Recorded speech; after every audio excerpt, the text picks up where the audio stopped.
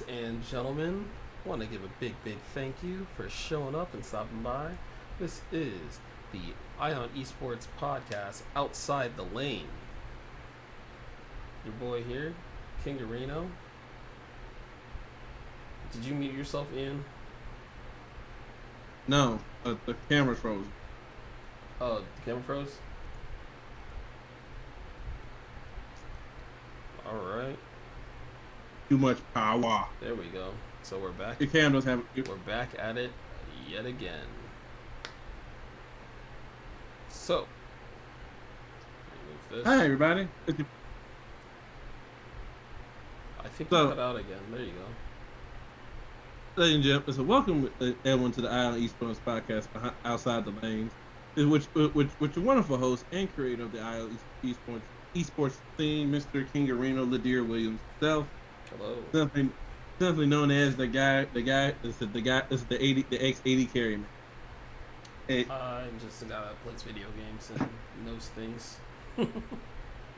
I'm joined by my co-host Ian White, aka VG Race Crown, aka Race Crown 21. We're here. We're going to talk about a little bit of League of Legends. We're going to talk about state of the game. We're going to talk about the patch, a little bit on the patch that came through, but primarily on ideas for the new champion that was released today. So, without further ado, let's talk about some of our games. How have you been? How's Solo Queue been treating you? 1 and 2. Let me explain. Just like I said, I had 380 carry games in a row. One game you'd be proud of because the fact that we steamrolled by. I saw those games. I was going to talk to you about those games. But the last one was the last one made me upset because I lost to a Dark Harvest Sona. That makes sense. It's a pretty strong build right there. Yeah, not as strong as Blizzard and his dislike of me being on the camera right now. That's quite alright. He's just being a good old pup boy. Say hello to the fam, just. Say hello. There he is, the main man, Blizzard. But yeah, the one thing I find I find it weird with this match when it came out.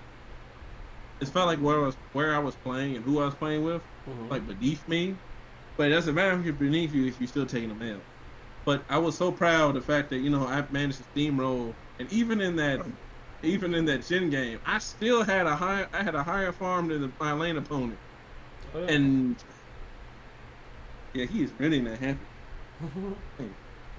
I've been playing a lot more TFT lately. I've been having fun with that, climbing.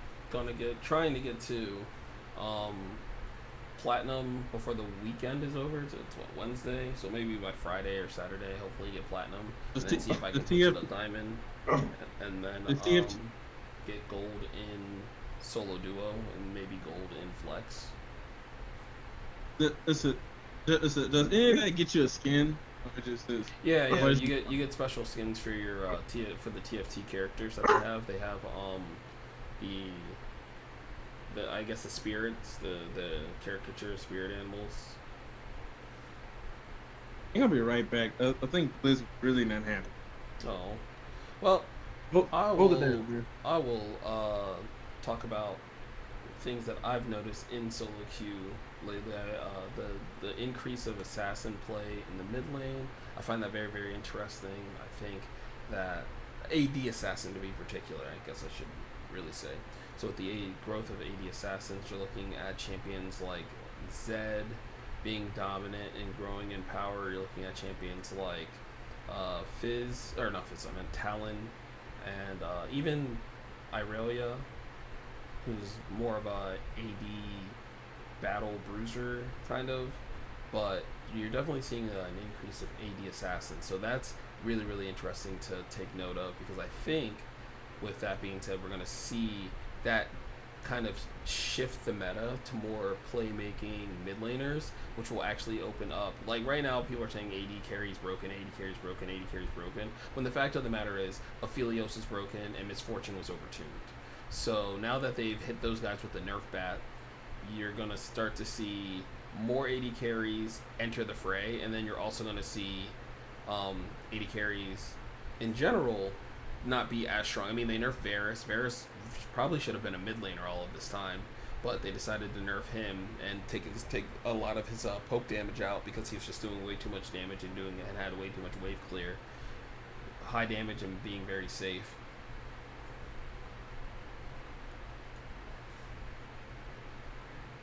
Subtle way saying that the webcam does not like him today. But I could definitely see that point. The one thing I hate, I love, I like to see, I just that's not what looking. I know, as you know, you said everyone's favorite streaming NA jungler, Night Blue, went ahead and brought out a Dark Whoa, Harvest whoa, game. whoa, whoa, whoa! Not everyone's favorite. I'm not even. I mean, I think he's cool, but I've always been a Tarzan fan personally. I just like I lean more to the toxic players. I like the attitude. I like the je ne sais quoi. It's, anyway, the point I bring up is the fact that Lydia just came out now, Mm-hmm. and Ursa, she kind of feels a weird role being like a mage jungler. Mm-hmm. That seems to be like a life pony, a sweet pony on Zoe level. Because it's weird. Like her kit kind of revolves around Nico, Zoe, and Hecarim all at once. Listen, listen. But she gains a lot of movement speed when she starts stacking up that when she starts stacking up her Q, and Okay. it becomes it's really cool if you like. I thought phase rush might be a thing just because if you get a couple of slashes in, you can kite away, stick to people. I think her character design is really interesting because it seems like when they utilize this centaur thing, a lot of the abilities look very similar. Like her Q and Hecarim's Q, very similar, right? Or her passive in her Q or whatever, where it marks them You're pixelated. Now you're pixelated. pixelated. Oh no! But So again, like if everything in this episode that could go wrong I has probably, gone. you probably have to sit up to look good in my frame though. That's the only thing. So you have to I, like because okay, turn on my stream and then you'll see how you look and how I look and stuff like that. And I'll I'm. turn It's on a bit, yours so you know that what I'm thinking? what? Just check. Is it when in doubt? Just go and check Discord what your connection is. Okay.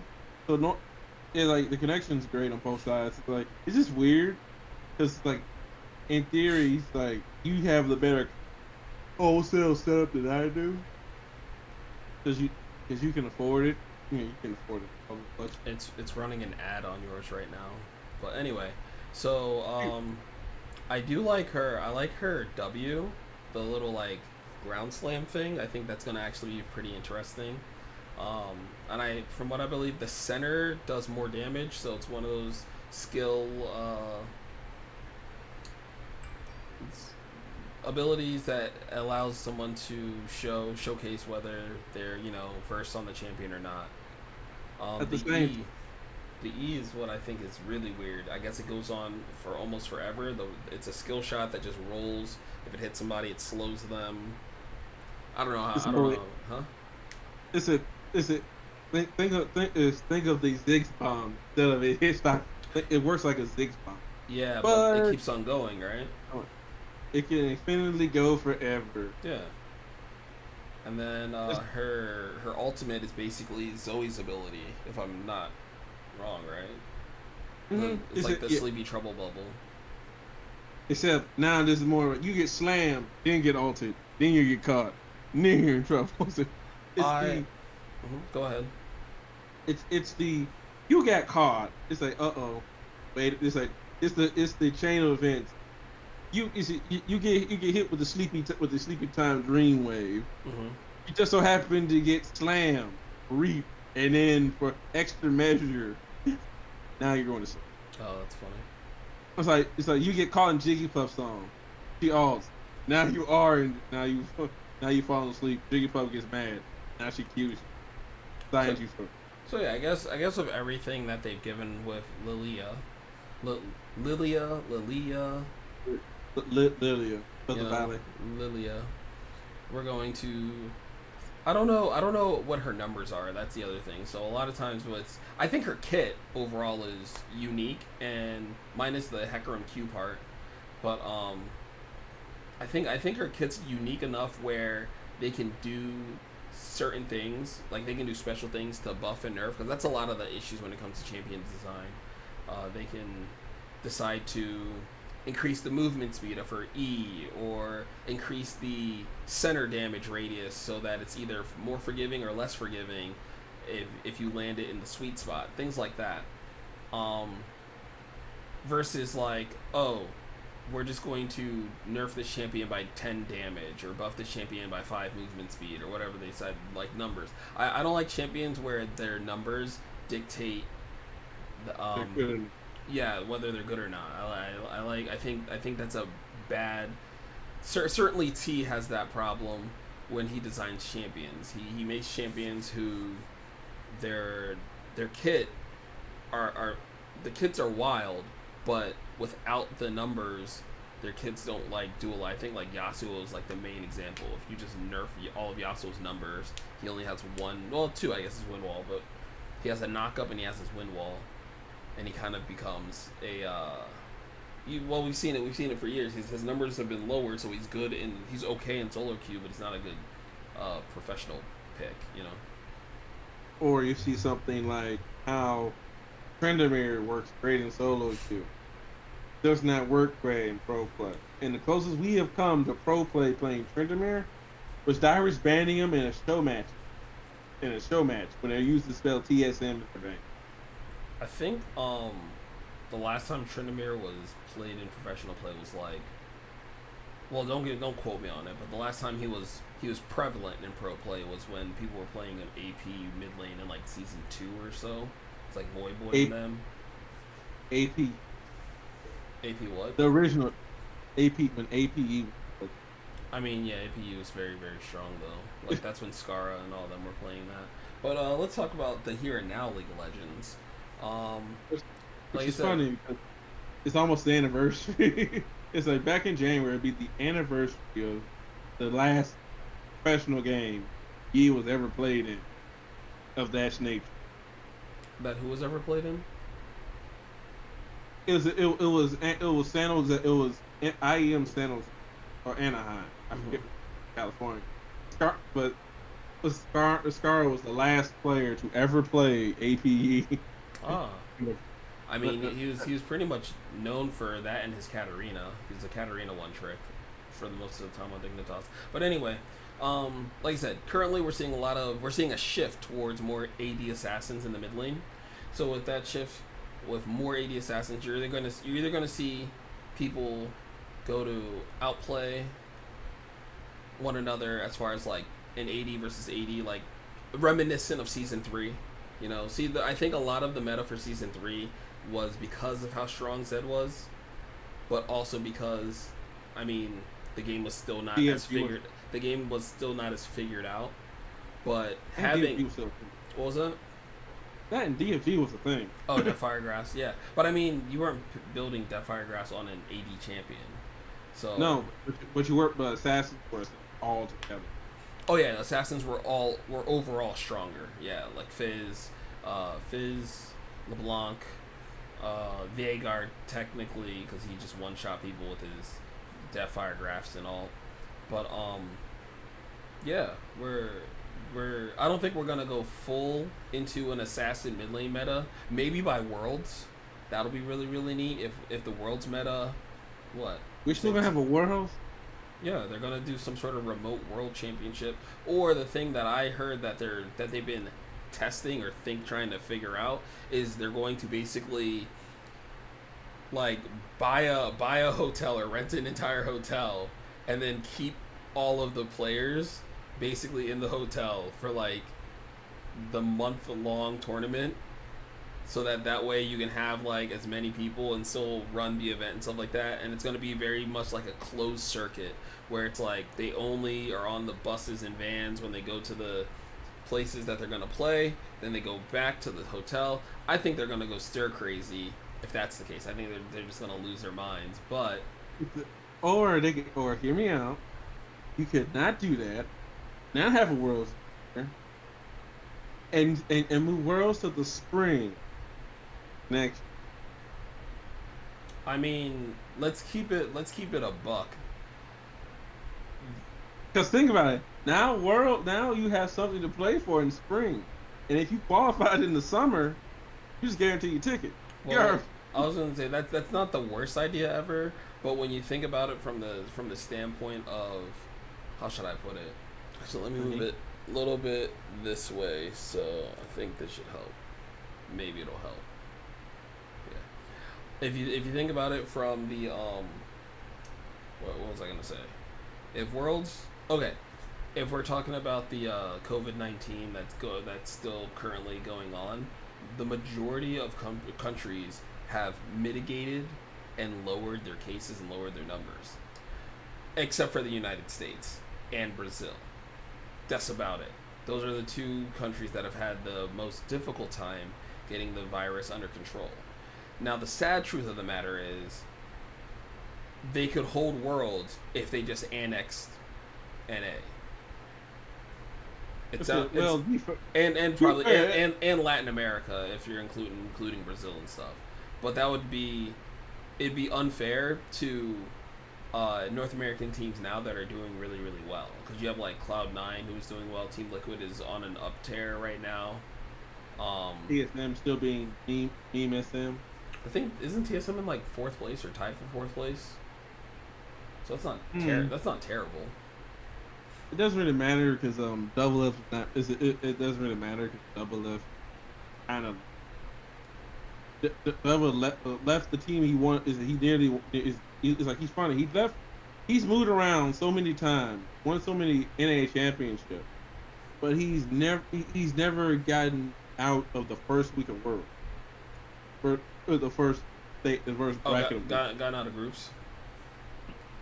I mean, yeah, that sucks for Double Lift, but so what it tells you, it doesn't matter how good of a player you are. It's just like it's like, and we brought this up in probably the second half of the show. But it doesn't matter how good you are mechanically as a player in this game. It matters how you fit if in the hole. We saw Unforgiven used to be a terror on AD carry, but it turned his play style made everyone play his play style. So you couldn't play a comp around the team, play it around him. I think in a game like League of Legends, that's a doable strategy though, because you have to think for how many championships did SKT win where they just played around Faker. The issue with Forgiven is the game has never been balanced around the AD carry, and the times where AD carry was strong, he wasn't in the league. He was doing his service for the Greece military. So if he had been able to play in what season 6, 7, 8, or 7, 8, whatever. I'm not saying he would have been a world champion or anything like that. I'm just saying where the meta was more. Let me bring it back. He would have faltered because he would have wanted to play the game through him while not wanting to probably adjust to the meta itself. I don't see Forgiven playing Syndra. I don't see Forgiven playing Vladimir. I don't see Forgiven playing Swain. And those champions last season, especially in the early part of last season, spring split of last season, were the dominant bot lane carries. Players like Viper, even Double H tried Vladimir, even though he was god awful and terrible. But a lot of these AD carries, bot lane AD carries, were doing the best that they could. Mage. Huh? They were AP mages. Yeah, to play their AP mages that threw off the game. Well, the Riot's changes made that viable, where they made magic damage applicable to the towers. Initially, the purpose and the role for the AD carry was the tower taker. Yeah, you scale into the late game and you become really, really strong and you're able to do a lot, but you find that the real job was just to be like stay alive long enough to be able to push towers and kill objectives. Yeah, they're DPS. Damage per second for those that don't know some of these acronyms. But you're the DPS, the high DPS champions, whereas the mages were and the assassins were more of the burst or the control mages, which are like your zoning mages, which would keep people at bay, or if people walk into them, it was very, very difficult, very much of a trap. Mm-hmm. But ultimately you find yourself in that situation. But nevertheless, I don't. It's a. I honestly, let's be honest. It'd be nice to say let's go ahead and let NA sit on the bench because if we were to seat all the regions, NA is not even the SEC of League of Legends. They I, got the money, but they ain't got the power. I I mean, you mean, said it. I mean, right now it's China. The China is the SEC. It's China's the SEC. Korean's the ACC. It's a, you got our neighbors to the other side of the pond chilling like a villain in the Big 12, and you have this then you literally have at the last like our regions. You probably had this whatever was like Pacific region. They take a lot of the Taiwan and stuff, and then you have NA somewhere in the back like the Pac 12. I They're mean, there, but they're there, but they're not. honestly, I And think so. When I look or when I think about um, seeding or ranking world regions, and we'll just start with regions before we get really, really like finite. Currently, oh, my thing just froze. Okay, currently we have um, what's the name of the? Okay, so currently we have Korea. No, I'll say China's number one. This year we're gonna see top esports really, really dominate. I think we're gonna see top esports perform very well with Knight. And the Knight is just an amazing mid laner. He's just been able to be unleashed. He's been able to be untapped and be able to play the way he's been known to play for the past 2 years. And now the team is finally built around him. The team finally can adapt and is playing at a level where in the what was it called, the MCS MSC mid-season championship this year that they held. Top Esport won that, and in the end, it was, I believe, Top Esports versus Fun plus Phoenix.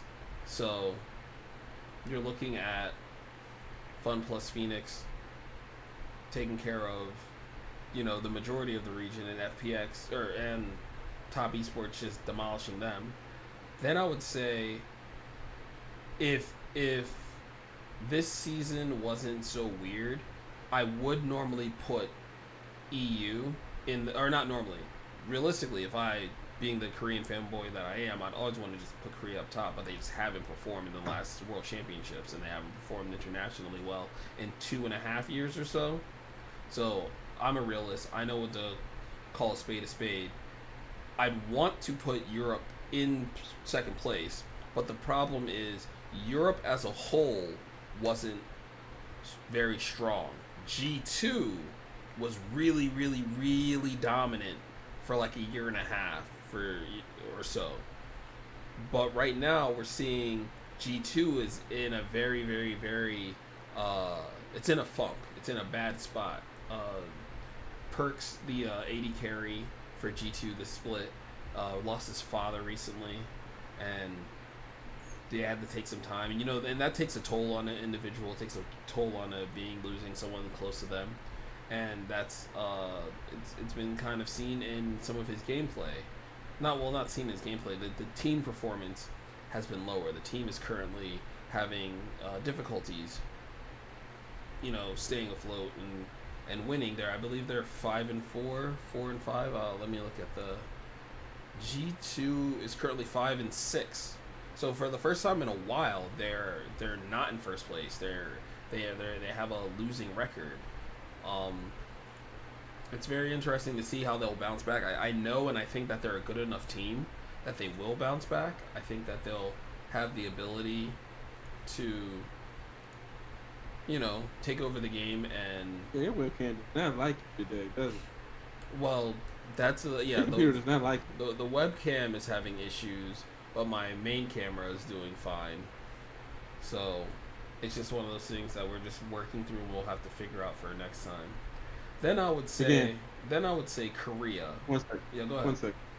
But ladies and gentlemen, with your small donation of $2.99, is it you can help my boy King finally afford this help us afford nice equipment so we can actually do a podcast worthy of being on Spotify. Please, a small donation of 99 cents a day can literally help us back to Oh, Ian. and it freezes again. Please help our brother Yeah, I don't know. Like I said, out. I think it's Please. because it's trying to read both of them, whereas like my stream, I'm pretty sure is still going okay, so that's good. It's just chopping up on your side because of Like, the webcam. So and this is why when I do this specifically, I generally leave the webcam go straight to this. So there's no webcam seen by me by myself. It's just on this channel. Anytime we do anytime the Island Esports podcast, episode 6 will be coming out real soon. Hopefully, mm-hmm. question mark. Hopefully, it'll come out. We come out before Half-Life 3 does. That's our set in stone date. Preferably And for then they these release Half-Life 3.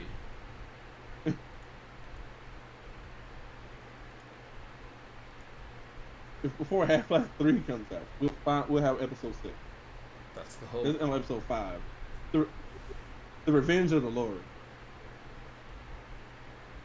Okay. That's the inside. So Right to game. so then yeah, I would say China. I think I'm gonna put Korea as a whole, or at least the top three that I think Korea will end up sending, is better than the current top three that Europe would end up sending. I really still have faith that G2 will win like playoffs and make it to Worlds, and then be able to make a really really good showing at Worlds. Um, I'm just really hopeful. Like I really like that team. I like the way they play, but Europe as a whole is normally they dog walk Europe, but right now their team is struggling, so it's hard to gauge how good Europe is because the team that's normally a world beater team is doing poorly. Then I would say, whew, it's a Which toss is up. Like this is the part that's difficult. It's a toss up for me between like NA, the Turkish regions, South American region or Latin American regions. Uh, what no what I think is now the Masters region. I'm not sure what name they changed it to, It's like but I think it's now the Pacific. Right, that covers Japan and I think like Taiwan. That region, the yeah. region. Which So I always put that above NA or EU because there's some sleeper teams in there. I mean, they're But we're going for okay. just power If five. We're because going for power five. if you're going if you're for me to if I'm going with results, if I'm looking at the results that they produce, they're always really close, but they never make it to the dance. That's the issue. North America still manages to at least get out of the play-ins. Because now we're talking about the play-ins before the group stage, where you have like Cloud9 beating uh, Gambit. I believe it was a Gambit team. I'm not sure if it was fully Gambit, but it was a Gambit-esque team. It had like Oh, Unicorns of Love. Unicorns. that was last year, right? No, it was just you see, it was funny because you had That was last year's Worlds, is where Unicorns of Loves played, right? yeah Yeah. as a Russian team as a Russian. Yeah, I'm talking about the year before where they actually had like Diamond Prox and Edward. I want to say it was either a Moscow 5 rebrand or a Gambit rebrand, which is a Moscow 5 rebrand. But yeah, it was just one of those things where um, when it comes to play-ins, North America can beat those teams, but it's always been not always, but in recent years it's been really really close. Like C9 went to 5 games with those guys, and last year we saw, um, what was the Dignitas was called? Was it Clutch? Clutch. Yeah. Clutch, yeah. Um, Clutch had a difficult group to get in as well. where it's one of those things where if some of these, we used to call them wild cards or minor regions or whatever. Um, Group of five. Let's call them group of five for the simple. if they ever make it, if they ever make it out, or if they ever create a team that's strong enough or good enough to actually compete with like coaching and structure and just player strength, I think you're gonna see some upsets where certain NA teams aren't making it out of groups, out of or play-ins over or other teams, in that nature. So they're all kind of in that pool for me. I think, I don't know. I think this year is gonna be interesting. And again, we still don't even know when or how they're gonna hold or conduct worlds. You know. I have a suggestion. So, They call it Disney World but Disney in World, Japan. In Japan. Disney World In Japan. is in Florida. In Japan. No. And Florida is spiking in cases. No. Remember, there's Disney properties all over the globe. I know. So you send them to the one closest to them, Japan, because besides the stream testing. I wouldn't send them to New Zealand because I'm not sure the servers for the Oceania suck. They kind of suck. And Korea ain't gonna let them in. They ain't gonna let Americans in, even though it's supposed to be hosted in China. It'll do a whole lot. It's politically and probably better. It might be a whole lot better to move worlds remotely to like a one-off to Japan, which again gives Japan to show off what they can do. Plus, you throw them in Disney World, and there all the features that they have. You can keep them isolated. They won't get bored because they have something to do every now and again. Mm-hmm. And then you can still put their matches on the jumbotron for people to watch on the outside, even though they can't be nowhere near the venue. So or small capacity. You can still get fans somewhere in it. So since we still don't know how that's gonna go, let's just talk. Let's make a hypothetical about champions and gameplay that we could potentially see. With, the next couple patches are probably going to be really, really tame since we're getting closer and closer to Worlds. So we're about to head into August. So the 5th will be. So let's see. The 5th will be the next patch. The 19th will be the next patch, and then Worlds normally starts. What, mid September? Isn't it like September 4th? Yeah, because you still have the season ends at goes by what it is. It's generally a couple weeks before the season ends. We're on patch 10.15 currently. We just hit 15. Last year, I believe the World's patch was 9.18. So I think what will end up happening is 10.18, which will be that second patch. So yeah, we're 15, 16, 17, maybe.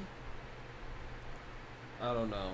Well, there were some delays with patches because of COVID and stuff like that. So maybe patch 10.17, you think, will be the World's patch? Or do you think they're going to go ahead with 10.18 and make that the World's patch? Honestly, I don't know. Because I'm still not thinking there's going to be a World's start.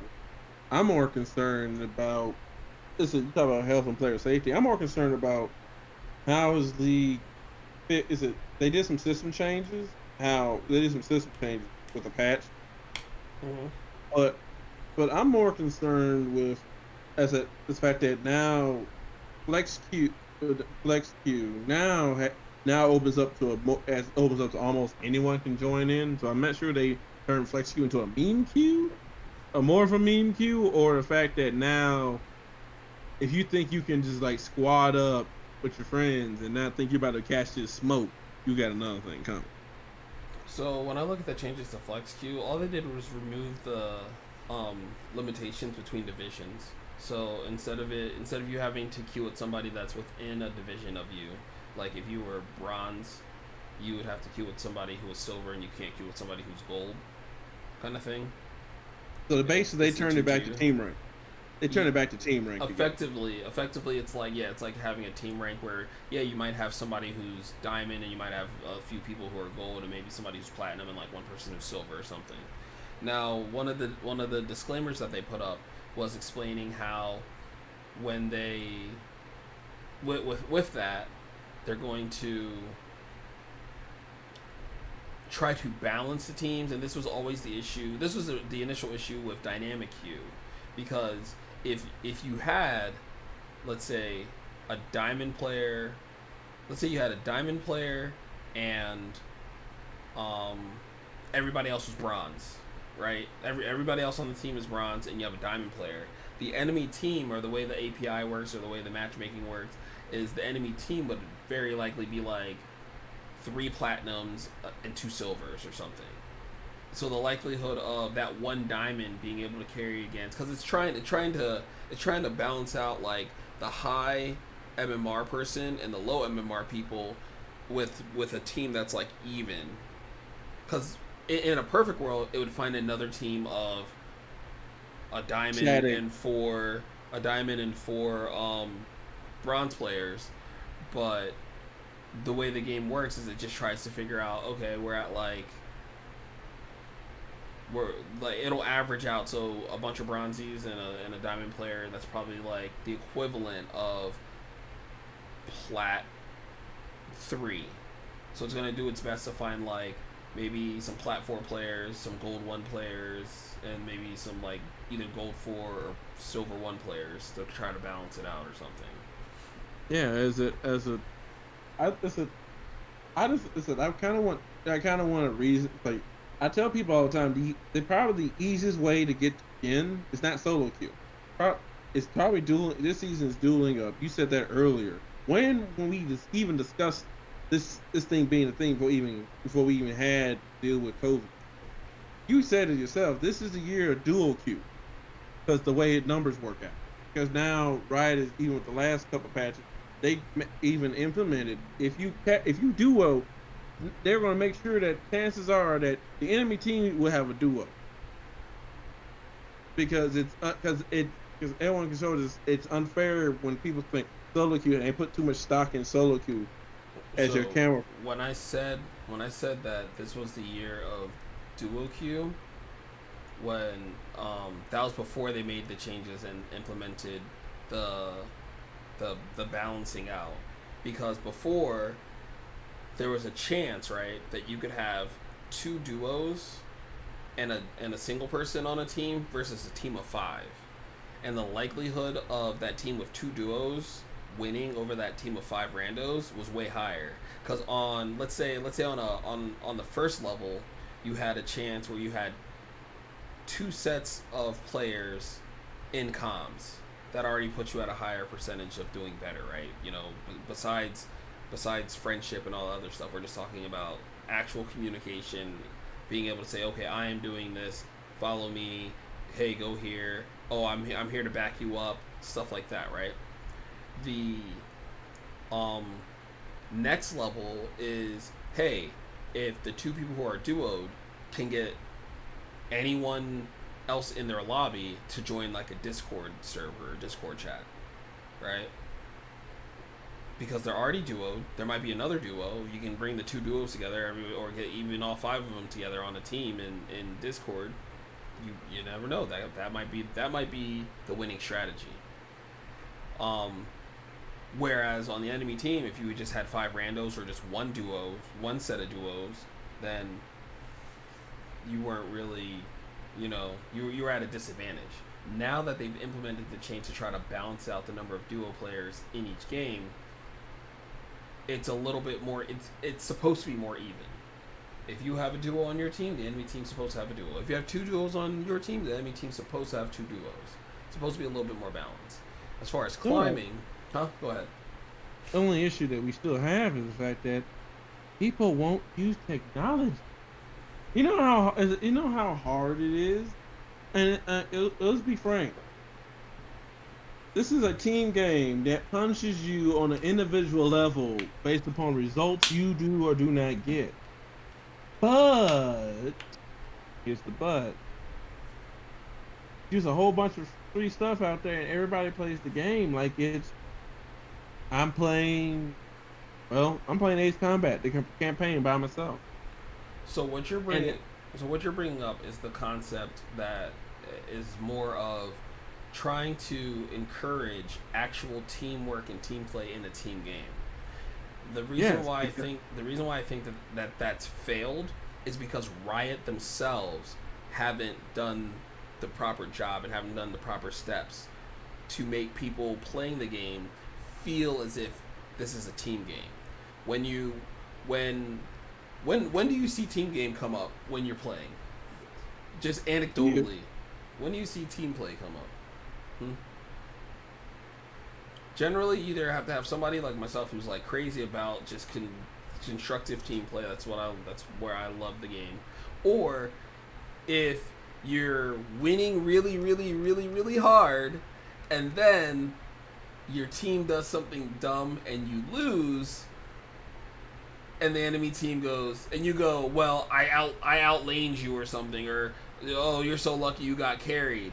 The enemy team instantly goes, team game, because it is a team game, but we don't play it as a team game. Now, if Riot on their side wanted to make it more of a team game, it always freezes on the weirdest faces too.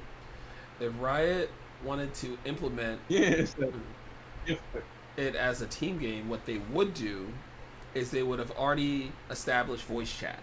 Like that would have already just been in the game. It's been in Dota for as long as Dota's been around. It's been in it's in Valorant, like the new game that they came out with. Why it's not in League of well, Legends, you know? because old dinosaurs don't want it. They don't. They think a lot of people think solo queue means exactly that. It's me. Is game ain't about you. Listen, that's what team is for. Because I then they can play around you. Well, again, it goes back to the old way the game was established. Because back in the day, yeah, if you were like seasons 1 through, I'm gonna say up until like the mid season 4, yeah, you could play um a solo carry mentality. You could 1v9. You could hard carry the entire team, even if your team was doing poorly, because of the way the game was structured. But Riot has gone through and made changes to try to make the game more of a team game within the server, but not like in the Folks, the culture of the game of the players. and then you have players who are old players who complain that this game's not fun anymore. I can't. I don't have agency. Why am I not be able to go? I go 20-0 on something and I still lose. And like I look at then you go to that. You then clicks to the graph, goes to the stats. The important stats at the bottom says objectives. He's the number was low. I said, this number kind of low. Yeah, He pretty said, much. hey, he said, hey, what's that, hey, King? He's like, you point out, hey, man, you see that number to turrets, damage to turrets? It's only 5,000. Neutral monsters, 2,000. Looks at losing jungler and enemy team, 10,000, 10,000, 800, 865. Looks at you, looks like, and you're complaining because you can get objectives. You chasing KDA, but you didn't get objectives. You see how you popped off, got got 4 pentakills, got 3 pentakills, but you ain't get no objectives. The problem started with you. I mean, again, that goes back to the culture that they created for gamers, for the player base, um, and I saw a stat about how poorly Akali's doing. So Akali has like a 45% win rate in, I think, Platinum Plus, so where people can actually play the game. She's terrible, and she's like the third most played champion in like Bronze and Silver. So if that doesn't tell you that people don't know Like they don't have a single idea in lower MMR what they're doing when it comes to like trying to win. Because in their head they see like the pro play and they see like Faker and they see all these other players, Chovies and Knights and everybody's popping off on all these like hyper mechanically intensive champions, and they're like, I'm gonna do that and I'm gonna carry my game, and then they just do it And in feed. no, they do that and say, you wanna play that? Instalock. It's a we instalocking Nautilus. Okay, have fun. Like Yeah. instalock Nautilus. Oh, by the way, no. Is it? I mean, my mid lane games lately, I've literally if I get the counter pick, I'm popping off on either. So my counter pick for basically any AP or any assassin currently is Galio. I like the champion. He's really fun. The rework has been hit or miss. It's been okay. I think right now he's in a good place, but I miss Tank Galio really bad. I ain't gonna lie. I miss um I miss being I miss being a bit 4,000 health. It's like you just can't kill me. yeah. It's like I miss those days.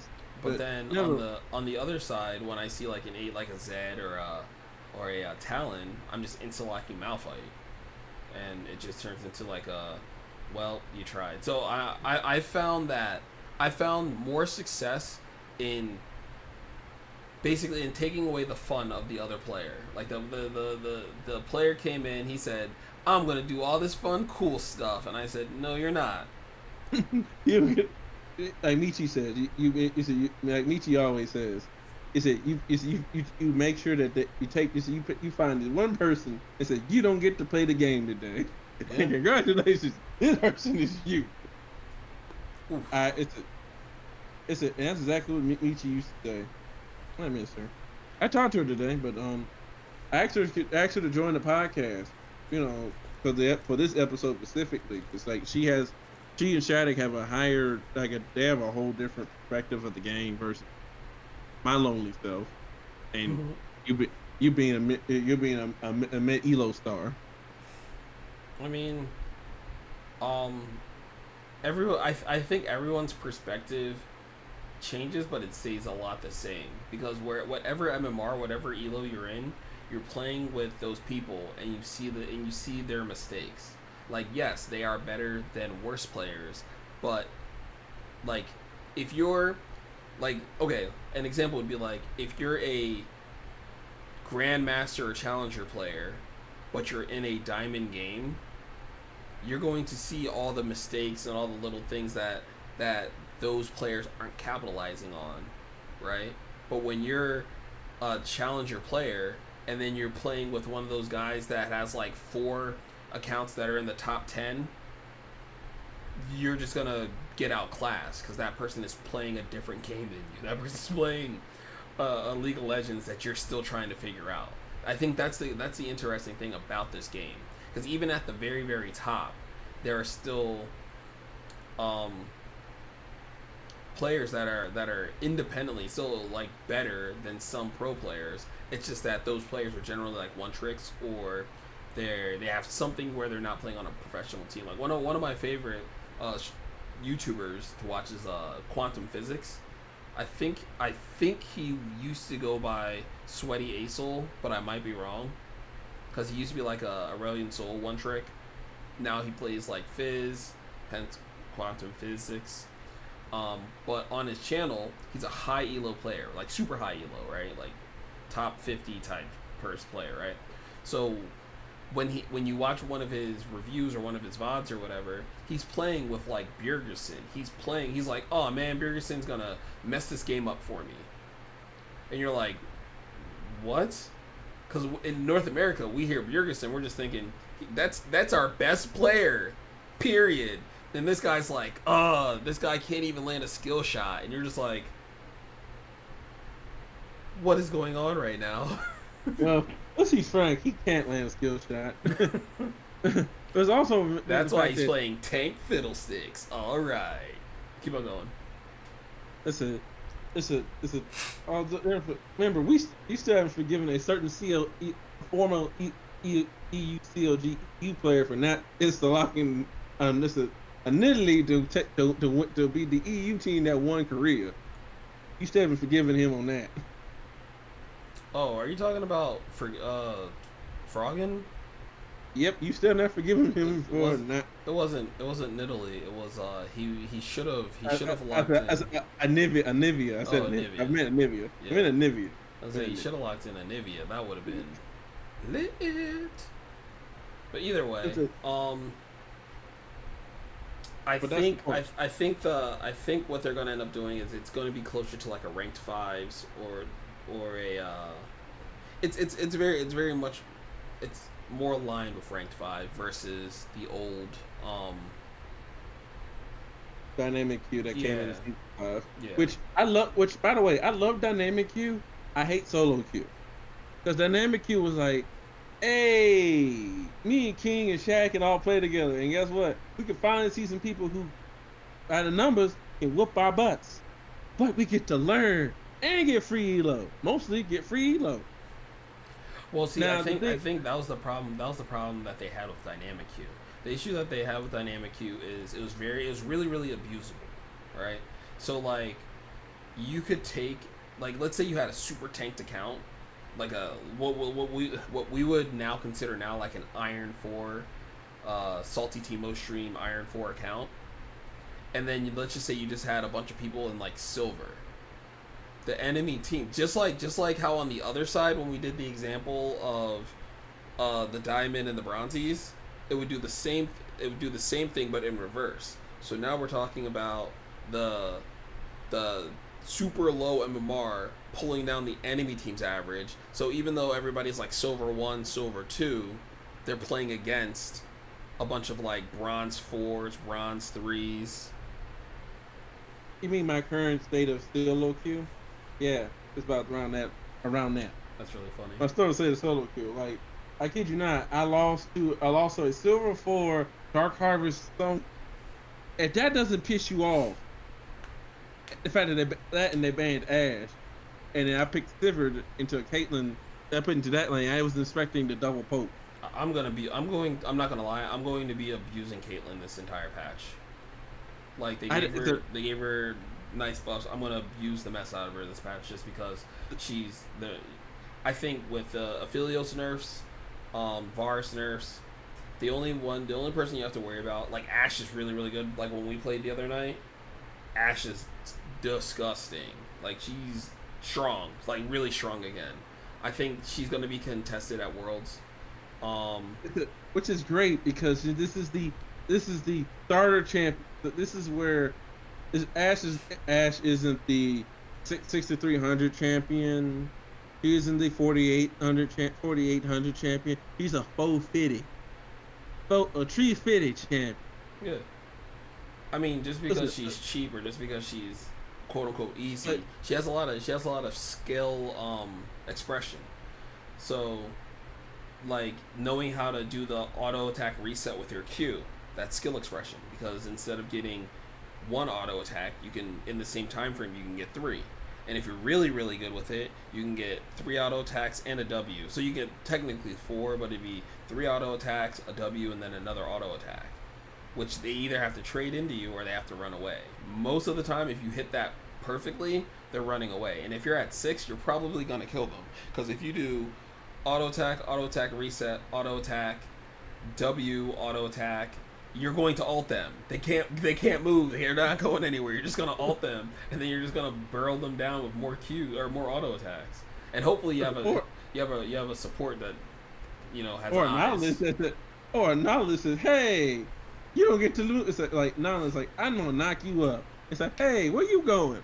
You don't get to Exactly. go nowhere." It's like, "You don't get to go nowhere." So I would say right once now. again, the camera once again. Oh, I would say right Yeah, now, Ashe is really really strong, and she provides initiate and CC. Um, my next person would probably be Caitlyn. I think Caitlyn's gonna be a terror just because of her range and the AD that they give into. They also had been buffing her along the season, like these little crit buffs and these little like for passive and stuff like that. Like she's been getting buffs along the way, so I think she's gonna be in a good spot. And you're gonna see players like Def. Holy smokes! I cannot wait for Def to play her again because he's such a good Caitlyn player. Um, I'm expecting to see Draven sometime. Mm, it's not the meta. Draven's more of a counter pick for when like the meta's really short range, like Vayne, Lucian, um, because you know Ezreal's Callista. I'm surprised that you didn't see more Draven when Callista was being picker banned. it's a and do keep in mind you still have to deal with Ezreal. Still got people still playing Aphelios. People still playing. I think the Aphelios picks are gonna go down. I think the Aphelios picks are going down simply because he um he's been nerfed. He's been chain nerfed for what 5 patches. Like it's getting to the point where they should rework the champion. They should start on a soft rework, not like make it like this big deal, but like kind of like how they just did to Swain, and how they did to Sona like 2 years ago, whatever. You just go, okay, we missed the mark. We missed the mark with what we were trying to do. Let's do this instead. Because right now, like they're just going to, because even if he's like mildly okay or if he's kind of strong, they're just gonna nerf him and nerf him, nerf him, and then nobody's gonna play him. He's just gonna be he's gonna be or he's going to do the thing where he gets relegated to another lane, primarily top lane. But he doesn't provide Anything. I mean, he has a slow, he has a stun, he can AOE stun, but again, the you have to manage that. You have to know how to say, okay, I'm gonna go through my ammo system to play. I can't remember what the name of the stun gun is, but the purple gun. All I know is this: is it what we're just hoping? We just hope that he doesn't turn into a point No, where you find is it no where you like a champion that didn't find success in the bot lane finds more success. Like I mean that's Quinn. So you have to think that's Quinn, that's I Timo, mean, that's Vayne, that's Lucian, that's J4, that's Kennen. All these champions are AD carries or AP carries if you're including Kennen. The range attack damage carries, and yeah, they don't do well. They don't play well in the bot lane. really drink. Not J4, Jace. Sorry. No, but he's always been the mid lane. Jace has always been the mid laner. People just played him top, play a poke. I mean, Jail him. Jace was a bot laner. Like even a few years back when they were playing Jace, like Def was playing Jace. Also, I think what's the boy's name? Reckless. It was it was a time. I'm just saying these champions, these ranged attack damage champions, get moved someplace else. I could see a world. I could see a world where Aphelios jungle, if they were to tweak some numbers, have him be another ranged jungler. You know, he has the one thing that makes it so he doesn't get too low in the jungle. Maybe do more damage. Hmm? I'm just hoping that I hope it's because where you place it. I'm just hope is either Ryder's going to do something or he's going to turn. Where you see the people who are dedicated to Ivern know how to. Was it? You see him even his win rate high, but I mean, the people that are dedicated to Ivern don't play Ivern in low elo. They play him in high elo, where team play again is vastly different. You feel me? So like the Ivern one trick in bronze is most likely never gonna get out of bronze. Or if they get out of they'll make it to maybe like silver or silver 4. It's just not gonna happen because players in that MMR don't understand how to properly play with Ivern and don't support jungler. They don't know how to play with their own supports in lane. They don't and the supports do their best. I don't want to crap on supports because they do their best, but comparatively, like the ward numbers are so low. Like a support in my game will put I don't know 50, 60 wards down, but a support in like Shade or Tyler's game, they put down like 137 wards, and I'm just like, what in the world? It's like, and it's not. And the other difference is it's not just the support, like the jungler, the mid laner, the top laner. Everybody else has a clean 50 to 70 more CS than what's going on in like gold and silver. You feel me? So Yeah. the Ivern player isn't gonna make it. It also hurts because the fact that again, League has all this stuff, but League doesn't teach stuff. Like so much stuff about League, the nuances of League, that you don't learn it when your camera frozen. But Oh, it's so much. It's like League to actually take a book, I think Jungle Diff, if turn I'm to the down by first 50 chapter, CS, and then right? Jungle Diff. Because if you're down by 50 CS, then most likely what happened is the enemy jungler has camped you. Yeah, they put it. didn't They gank, put shoved my lane at 15 minutes, and I was 0-3, but Yasuo was, bro. Out of mana. That's excellent.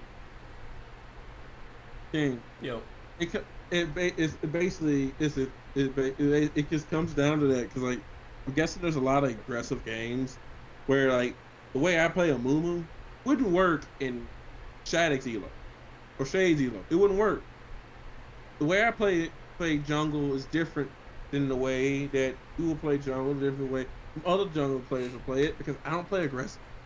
I'm always about farming and getting wards and trying to turn the game into a 4v4 and then a 4v4 because I gotta make the enemy jungler stay up where I am. mm-hmm. Camera froze. In your scene. Oh, But is it I play the jungle based upon vision and farming because I don't want to come out of the jungle until A, I have what I need in a battle, or B, I have you pathed out long enough to know that when I ping my lit laner that hey he didn't take this, he took that and he's coming for you. see, you give I could you give you give people in bronze and mid silver or low silver too much credit, because you're thinking that by you pinging them they're going to be paying attention to what you're saying, but when in actuality they're like, oh, this guy's trying to tell me what to do. Well, know what, time for me to run it down. no I like tap in there, I type in I was like I try to type in like hey he has no sum, he just left this camp here. They don't know how to time sums. Like what low MMR players that think they're good need to do is just learn the game. That's Read a it. That's book. Yeah. Read a book. You need to learn the game. Like Oh, every time I step away from the game and come back, like as far as Summoner's Rift is concerned, I find myself having to. I find myself my core skills that I have I'm still solid with, but I'm having to relearn. Like it's almost like taking a class where you go, okay, well this is different than the last time I was here, and oh well, okay, so the tempo's changed, the game's different. These are things that you can look into. My other I guess philosophy is you learn how to beat the stages of the games that you're at. Can't believe my teammate has the audacity to try to win the game of League of Legends, a free-to-play 5v5 mode where teamwork makes the dream work. Teamwork, OP. But the power of friendship. but so when I say you learn how to beat each stage of the game, like I'm at a point where I know how to beat iron. I know how to beat bronze. I know how to beat silver. I'm learning how to beat gold, right? And then when I figure out how to beat gold, then I'll learn how to beat platinum, right? Whereas like Shade, Tyler, they know how to beat all of those levels, and now they're learning how to beat diamond. Feel me? Like you yourself, last season you got out of bronze. So I would hope that you know how to beat iron, bronze, and now you're figuring out how to beat silver, right? And the thing is, when you learn how to beat these lower levels, it's not like you learn how to beat them and then those skills don't matter anymore. You learn how to beat those. You learn how to beat those sections, and it's cumulative. So you take that stuff with you, and then you learn the next whatever you have to do the next set of time. Like you know, okay, so I'm learning that yeah, I can't be I can't be down 10 CS to this other person because in this elo in this MMR that 10 CS is the equivalent of like 30 in the MMR that I was just in. So I have to do better at CSing. I have to do better at my watching the mini map. I have to do better at when I see my jungler, or I have to be more reactionary. I have to react to my jungler going to a fight. I have to react to that scuttle. I have to react to an invade. Like these are all things that you learn at your different levels as you go along, because again, like I said, I look at it as these different stages where it's like you know when you play Super Mario, you can if you might die a couple times on stage 1-1. But once you figure out stage 1-1, you just run through it as fast as you can, and then you get to stage 1-2, and now you die at stage 1-2. But if it's back in the day and you were in the arcades, you have to put in more money. Start at stage 1-1, run through stage 1-1, beat stage 1-2. Now you're back at stage 1-3. Like it's the same kind of philosophy. You're kind of just learning. It's a continuous learning process that other people have either excelled at and have taken advantage of to whatever point or whatever level they are. That's why I say like in Challenger Elo, there's a discrepancy between the dude who has 4 or 5 top 15 accounts and the dude that like is Challenger and you know top 175. Like he's 175, only has one account, just got the Challenger. There are two different levels of player. Like 9 out of 10 times, the dude that has the 5 accounts is just gonna dog walk the dude that just got the Challenger. It's the same philosophy. Challenger is the thing about Challenger is it isn't broken up into divisions like the other MMRs, the other Elo brackets, right? So if there was a Challenger like 4, Challenger 3, Challenger 2, Challenger 1, your Challenger 1 would literally just be like the top Pro. it wouldn't even be the top pros. Half the pros can't hang with some of these top Challenger players. Like if you go on what op.na.gg na.op.gg and you go to the leaderboards, so Sven, who is a pro, and then you have this other person who I have no idea who they are, but then you have Jose Dudu or Dedu from Iron, which is a funny name, and then Sven again. So Sven is a different kind of player. He has the number 1 and the number 5 spot. That's crazy to me. That's actually really crazy. Never forget, Faker also took it. It took Faker about how many weeks to hit top challenger in solo queue in America? How many weeks? I think 2. Faker is a different level of player. You know what I mean? Like Yeah. same thing with Piglet. Piglet got the challenger he grinded out his level 30, got the challenger in like a week and a half or 2 weeks or something like that. Yes, you do see a lot of professional players, but that's also because a lot of these professional players, they also stream or they're practicing because it's their job. So they have to play 8 to 14 hours a day or 6 to 10 hours a day where they're grinding out games. Whereas like everybody else has a regular life that they have to go to. 5v5 versus solo queue is very different. Yeah, we did. Were you here? I don't know if you were here when we were discussing that, but we did touch on the changes to Flex and how it's almost like having team ranked back again, which is really, really nice. Yeah, way back when. Way back when I lost this. Man, it just feels weird. And coming back from somebody who's been playing ending of season 1, and now in season, it feels like it's come a long way, but I'm still a low elo. But nonetheless, I think the one thing that, again, if Riot wants to fix something, and you froze it. This time you froze with. This time you froze with high clarity. High. But like what I want to see is like 2K. Sorry, I said I want to see Riot really do is like take maybe look in season 11 and see what they can do because you have Clash. You're not here to competitive venue. So now what happens if you take team rank and then you lock that in with That's Clash? funny. So Well, now guess what? what So what now you what I think they really should do is they should revert, or they should either add team ranked back, or they should revert the whole flex queue thing or dynamic queue thing. Because the only reason why people didn't like dynamic queue is because dynamic queue was also tied to your main rank. So if they were to reintroduce dynamic queue the way that it is now, it wouldn't be a problem. The problem was dynamic queue and solo queue were all interchanged. So if you climbed in dynamic queue, you could climb to the top of the solo queue ladder.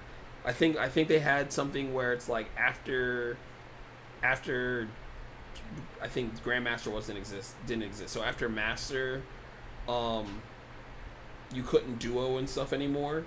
But that was the main issue. You had people who were basically getting carried or getting these free rides, or again, like we discussed earlier,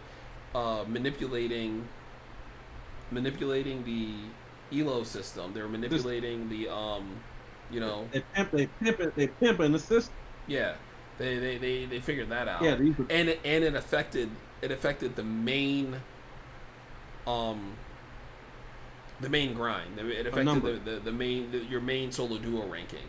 But now, No, since solo duo is locked away in its own thing, and flex is in its own thing, if you were to create, if you were to bring dynamic Q back, I think it would be fine because it wouldn't so, affect solo duo.